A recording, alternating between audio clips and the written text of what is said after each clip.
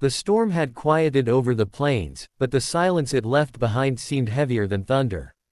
The lonely widow, Mary Ellen, stood on the porch of her weather-worn farmhouse, her shawl pulled tight around her shoulders.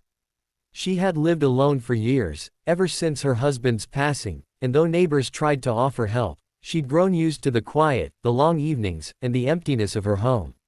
What she hadn't grown used to was the ache that lingered inside her heart, the sense that life had passed her by.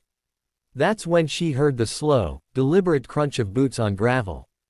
A shadow fell across her porch, and when she looked up, there he was. The giant cowboy everyone whispered about. He was a man of immense size, with shoulders like a barn door and hands that looked like they could lift an ox. His name was Thomas Cade, though folks just called him Cade. He rarely spoke, rarely smiled, and carried an air of mystery that both unsettled and intrigued people in town. But that evening, his eyes weren't cold or distant. They held something unexpected, something almost tender. And before Mary Ellen could even ask why he was there, he spoke words that nearly took her breath away. "By winter," he said in a voice that rumbled like distant thunder, "you'll have my son growing inside you." The words were so startling that Mary Ellen felt the world tilt beneath her feet. At first, she thought it was a cruel joke, some misguided attempt at courting a woman who had long since given up on such things. But the sincerity in his voice was undeniable. His vow wasn't a threat, nor was it the careless boast of a man who didn't understand the weight of such promises. It was something else entirely. She wanted to push him away, to laugh and send him back into the night. But something in his eyes kept her still. Beneath the towering figure was a man carrying his own kind of loneliness.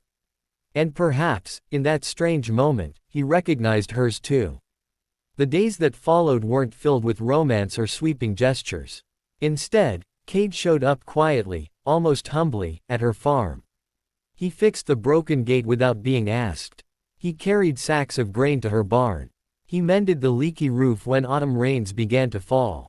Mary Ellen tried to refuse him at first, telling herself she didn't need his help, but each act of kindness chipped away at the walls she had built around her heart. Then came a twist she hadn't expected.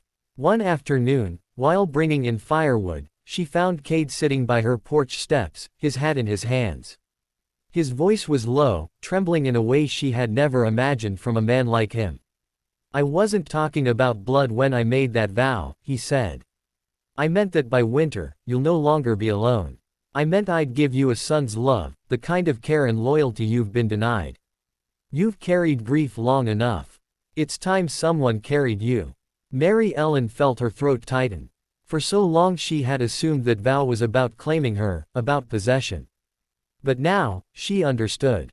Cade hadn't come to take, he had come to give. He had no family of his own, no children, no one who looked for him at the end of the day. What he longed for wasn't just companionship, but the chance to build something that lasted longer than his own shadow. The realization broke her heart wide open. Here was a man who had been judged by his size, by his silence, by the way he seemed too large for the world. And yet, within him was a kindness so fierce it frightened her more than loneliness ever had. Because now she saw what it meant, she didn't have to live the rest of her days in quiet sorrow. She could choose hope again. That winter, the farmhouse no longer echoed with emptiness. The fire burned brighter, laughter filled the kitchen. And two unlikely souls discovered that family isn't always bound by blood. Sometimes it's born out of kindness, selflessness, and the courage to open a wounded heart. And true to his vow, by winter Mary Ellen did have a son growing inside her, not in the literal sense, but in the spirit of the bond Cade had promised. He became her protector, her partner, and yes, in time, the father of a family she thought she'd never have again. The townsfolk who once whispered about the giant cowboy came to see him differently too. They saw the way he carried her baskets at market, the way he held her hand when the wind was sharp, the way he built a swing for the children who would come later. The man they had feared became a man they respected, not because of his size, but because of his heart. Mary Ellen would often sit by the window, watching the snow settle across the wide open fields, and marvel at the strange, simple truths she had learned. Sometimes the promises that scare us the most are the ones that end up saving us.